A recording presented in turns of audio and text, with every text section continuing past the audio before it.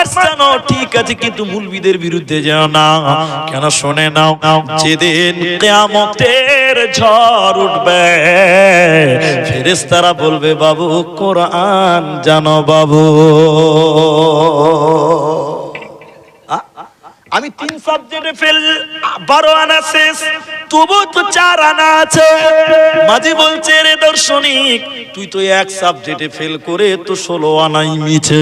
অতএব তুমি ইংরেজি জানো, বাংলা জানো, অঙ্ক জানো, আর কিছু জানো, আর কিছু জানো, যদি কোরআন না জানো কিয়ামতের দিন 1 সাবজেক্টেই জাহান্নাম চলে যেতে হবে, সেদিন বাঁচার উপায় রবে না। আল্লাহ তাবারাক ওয়া তাআলা সূরা বাকারা সূরা নাম্বার 2 পারা নাম্বার 2 রুকু নাম্বার 21 লাইন নাম্বার 12 আয়াত নাম্বার 177 এর মাঝখানে আল্লাহ বলেন ওয়াল কিতাব বামানা, আমার যত কিতাব আছে। আল্লাহ বলেন আমার যত কিতাব আছে, তাওরাত বলেন, ইনজিল বলেন, জাবুর বলেন, কোরআন বলেন, আমি বুঝাবার জন্য একটা বললাম ওয়াল কিতাব বামানা ওয়াল কোরআন। আমার আল্লাহ বলেন এই কোরআনের উপরে তোদের ঈমান রাখতে হবে। এই কোরআনকে তোরা মেনে নে, এই কোরআনকে যে মানবে না ও আল্লাহর জান্নাতে যাবে না, পাবে না, মিলবে না। কেন কেন কেন? মক্কার মুশরিকেরা, মক্কার মুজরিমেরা, জালেমেরা, মক্কার বেঈমানেরা ওরা কোরআনকে মানতো না, ওরা কোরআনকে সন্দেহ করেছিল, অন্যায় বলেছিল, কোরআনের বিরুদ্ধে তারা বলেছিল। এজন্য আল্লাহ বলেন তোরা কোরআনের উপরে ঈমান আন, এই কোরআন তোদের জান্নাতি বানিয়ে দেবে, তোদের কোনো চিন্তা রবে না, রবে না, রবে না। ভাই এদিকে দেখেন, সবাই একবার বলেন, সবাই বলেন, কেউ বাদ যাবেন না, এই কোরআনে কোনো ভুল আছে? আরে আর একটু জুড়ে বলেন, এই কোরআনে কোনো সন্দেহ আছে? নেই। কিন্তু কিন্তু কিন্তু মক্কার কাফেরেরা বলেছিল এই কোরআনটা আল্লাহর কালাম। এই 5 মিনিট টাইম বুঝেন কথাটা, তারপরে বলেন আপনারা। মক্কার বেঈমানেরা বলেছিল এটা আল্লাহর নয়, এটা মুহাম্মদ সাল্লাল্লাহু আলাইহি সাল্লাম বাড়িতে বানিয়েছে। একবার বলুন নাউজুবিল্লাহ। আচ্ছা, মুহাম্মদ সাল্লাল্লাহু আলাইহি সাল্লাম মানুষ ছিলেন না অন্য কিছু ছিলেন? তাহলে মানুষের দ্বারা কোরআন বানানো সম্ভব? বুঝতে পারেন?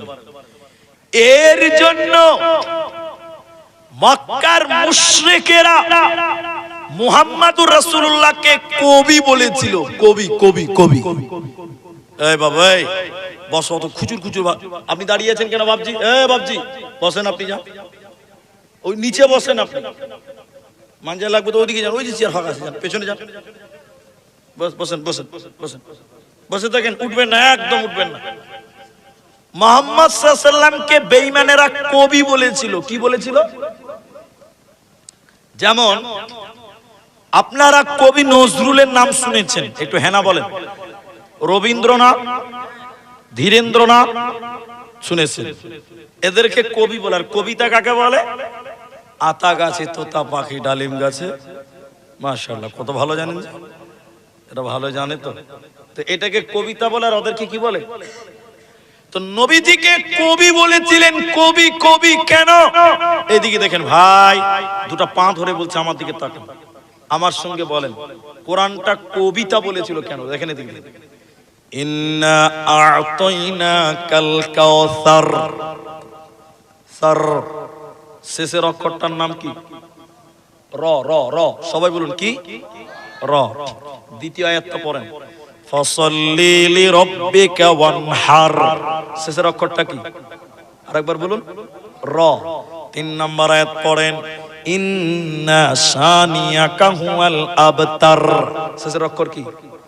এত সুন্দর মিল, এই মিল দেখে বেঈমানেরা বলেছিল এটা কবিতা, এটা কবিতা। কবিকে নবী মুহাম্মদুর রাসূলুল্লাহ। জুড়ে বলুন সাল্লাল্লাহু আলাইহি ওয়াসাল্লাম। শুধু তাই নয়, আমি কোরআনের হাফেজ নই, তারপরে আপনাদের বলি কোরআন কত সুন্দর মিল। কবিতাটা দেখেন একবার আমার দিকে তাকান। ওয়াশ-শামসি ওয়াদুহাহা ওয়াল কমারি ইযা তালাহা ওয়ান নাহারি ইযা জাল্লাহা ওয়াল লাইলি ইযা ইয়াগশাহা ওয়াস সামাই ওয়া মা বানাহা ওয়াল আরদি ওয়া মা তাহাহা ওয়া নাফসিন ওয়া মা সাওয়াহা ফাআলহামাহা ফুজুরাহা ওয়া তাকওয়াহা কদ আফলাহা। সব শেষে হা হা। এজন্য মক্কার বেঈমানেরা বলেছিল মুহাম্মদ কবি হয়ে গেছে, না হলে এত সুন্দর কবিতা বানাতে পারত না। আল্লাহ ওদেরকে জবাব দিয়েছে কোরআনে। আল্লাহ চ্যালেঞ্জ দিয়ে বললেন, হে বেঈমানের দলেরা, হে মুশরিকের দলেরা, হে কাফেরের দলেরা, যদি তোমরা বলো কোরআনটা নবীজি বাড়িতে বসে বসে বানিয়েছে, আমি আল্লাহ তোমাদের চ্যালেঞ্জ দিয়ে বললাম, শোনো মুহাম্মদ একজন মানুষ, তোমরাও তো মানুষ। যদি তোমরা দাবি করো মুহাম্মদ কোরআন বানিয়েছে, তাহলে আমি আল্লাহ বলি তোমরা মানুষেরা কেন কোরআন বানাতে পারো না? আল্লাহ বলেন, শুনে নাও, 114টি সূরা বানাতে হবে না, 30 পারা বানাতে হবে না, একটা সূরা একটা আয়াত বানিয়ে দেখাও। ইন কুনতুম সাদিকিন, যদি তোমরা প্রকৃত সত্য হয়ে থাকো। পৃথিবীর কেউ কোরআন বানাতে পারে না, ভবিষ্যতেও কেউ পারবে না, এরই নাম কোরআন। আল্লাহ বলেন, ওয়াল কিতাব, এই কিতাবের উপরে, কোরআনের উপরে তোদের ঈমান রাখতে হবে। কোরআন পড়লে নেকি হয়, কোরআন শুনলে নেকি হয়, কোরআন মানলে নেকি হয়, কোরআনের পেছনে সময় দিলে নেকি হয়, কোরআনের পেছনে টাকা দিলে খরচা নেকি হয়। তাহলে কোরআন তোমাকে জান্নাতি বানাতে পারে, তোমার কোনো চিন্তা থাকবে না, রবে না, রবে না। একটু দেখেন আবার, কোরআন পড়লে নেকি হবে। আপনারা আমার সঙ্গে বলেন, কোরআন পড়লে কি হবে? কোরআন শুনলে কি হবে? কোরআনের পেছনে সময় দিলে কি হবে? কোরআনের পেছনে টাকা দিলে কি হবে ভাই? নেকি হবে। মাশাআল্লাহ, একবার বলুন নারায়ে তাকবীর। কিন্তু বলুন, এইটা যদি না বুঝতে পারেন তাহলে আর সর্বনাশ।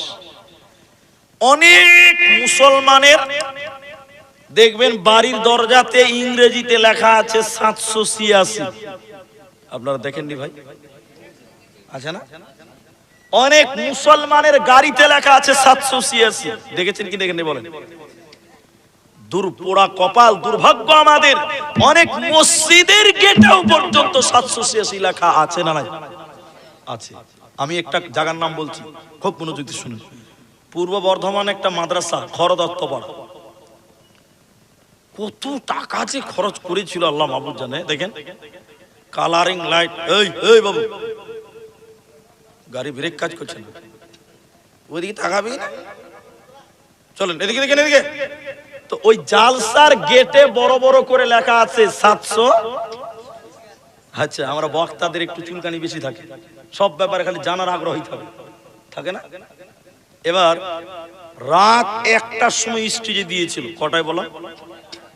আমি স্টেজে উঠে নাহমাদুহু শুরু করার আগে সালাম দিয়ে বললাম, ভাই আপনাদের জালসার গেটে 786 লেখা আছে কেন? এর মানে কি? একটা বুড়া লোক পেছন থেকে সাইডে থেকে বলছে, বক্তা সাহেব আপনি এটাও জানেন না? মানে কুটকুটি মেরে দেয়। এক কথাতে শেষ, মানসিকতাটাই শেষ। তো বলছি এটাও জানেন না? তখন আমি বলছি জানি না বলেই তো জিজ্ঞাসা করলাম, বলেন। তো লোকটা বলছে, শুনেন 786 মানে হলো বিসমিল্লাহির রহমানির রহিম। শুনেছেন কোনোদিন? হ্যাঁ না বলেন ভাই, শুনেননি? তো এটার গুমর কথা যদি বলে দেই তাহলে মুলবিদের কাছে আর কেউ তাবি জানতে যাবে না, নিজেরাই তাবি লিখতে পারবে। তো মুলবিদের ব্যবসাটা খানিক ডাউন হয়ে যাবে। তো গোমর কথাটা একটু বলি, পূর্ণটা না বলি সময়টা নষ্ট হবে। বগদাদি কায়দা আগে পড়েননি আপনারা? আল্লাহর 99টা নাম যেখানে আছে তার আগের পৃষ্ঠার একদম নিচে 2 লাইনে দেখবেন আলিফ বা তাসা ছোট ছোট করে লেখা আছে। আর প্রত্যেকটা আলিফ বার নিচে একটা করে অঙ্ক দেওয়া আছে। যেমন আলিফের নিচে লেখা আছে 3, বুঝার জন্য বলছি। বার নিচে লেখা আছে 15, সিনের লেখে লেখা আছে 25, এরকম অঙ্ক দেওয়া আছে। এখন বিসমিল্লাহ, এদিকে দেখেন, বা সিন মিম আলিফ লাম, এই যে প্রত্যেকটা অক্ষর লিখেছে, হিসাব করেছি। আলিফ মানে 3, লিখেছে 3, বে মানে 15, লিখেছে 15, সিন মানে 25, লিখেছে 25। বিসমিল্লাহর যতটি অক্ষর সবটি লিখেছে, আর ওর অঙ্কটি হিসাব করে দেখা গেল যে 786। বুঝছি, এটাই বিসমিল্লাহ। এই জন্য মুসলমানেরা লিখছে। আচ্ছা আপনারা বলুন, বিসমিল্লাহ আর 780 দুটোটা এক করা যাবে? মানা যাবে? সহজ বাংলা বুঝার চেষ্টা করেন, আমার দিকে দেখেন। আজকে বলেন আপনাদের গ্রামে গরু জবাই হয় কি হয় না? আচ্ছা একটা লোক বলেন তো দেখি, খুশি হব। গরু জবাই করার দোয়া কে জানে? কেউ জানেন না? মাশাআল্লাহ মাশাআল্লাহ। গরু জবাই করার দোয়া কি বললো? বিসমিল্লাহ। এখন যদি 786 যদি বিসমিল্লাহ হয়, এখন কোন গরুর কষে যদি বলে 786 আল্লাহু আকবার, বিহাই 786 বরকত খানি খেয়ালা, বুঝি তোর গুষ্টি মারিবে, নাটক করছি। আচ্ছা বলুন, 786 যদি বিসমিল্লাহর জায়গায় যে 786 বলে 786 আল্লাহু আকবার, খুব টেস্ট বে খেয়ালে খাবে? কে কে খাবেন হাত তুলেন ভাই। কেউ খাবেন না। তাহলে 786 আর বিসমিল্লাহ দুটোটা কোনোদিন এক হবে? আচ্ছা তর্কের খাতিরে মেনে নিলাম, হয়েই গেল। তর্কের খাতিরে মানেন, একবারের লিগা 1 মিনিটের লিগা মেনে নিলেন। আরবি বিসমিল্লাহ কোরআনের আয়াত, কি বলুন তো ভাই? কোরআনের আয়াত। এখন বিসমিল্লাহ যদি 786 হয়, তাহলে সূরা ফাতিহারও একটা অঙ্ক হবে। এরা বলে না, হ্যাঁ না বলে না, হবে না?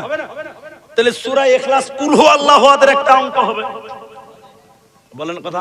আল্লাহু আকবার একটা অঙ্ক হবে। এবার আমার দিকে দেখেন, এদিকে দেখেন, নিচে করে, এদিকে দেখেন। একটা লোক নামাজে দাঁড়াচ্ছে, 220 সূরা ফাতিহাকে বলছে 4092, সূরা ইখলাস কে বলছে 3065, 420 নামাজ হবে? এরা বলেন নামাজ হবে? ফেরেশতা কোথায় যে মারবে দেখাতে পারবেন না। কোরআন পড়লে নাকি হবে, কিন্তু 786 পড়লে কোনোদিন একটা নেকি হবে না। হবে?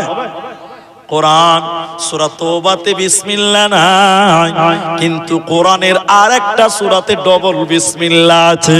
তাহলে বিসমিল্লাহটা কোরআনের আয়াত, কোরআন পড়লে নেকি হবে। এজন্য কোনোদিন 786 লিখবেন না, পড়বেন না, সবাই বিসমিল্লাহ লিখবেন। বিসমিল্লাহ পড়লে নেকি হবে, আর 786 লিখলে গুনাহ হবে। আল্লাহ বলেন কোরআন পড়লে নেকি হয়, কোরআন শুনলে নেকি হয়। পৃথিবীর অন্য কোন কিতাব পড়লে কিন্তু নেকি আপনি পাবেন না। এদিকে দেখেন, এদিকে দেখেন, নবীজি বললেন শোনা, আলিফ লাম মিম, 3টা অক্ষর। অক্ষর কয়টা? 3টি। নবীজি বললেন এই 3টা অক্ষর যে পড়বে, সঙ্গে সঙ্গে আল্লাহ 30টা নেকি তার আমল নামায় দেবে। জোরে বলুন সুবহানাল্লাহ। প্রত্যেকটা অক্ষরে 10টা করে নেকি হবে। সবাই বলুন কটা করে নেকি হবে বলো? এদিকে দেখেন।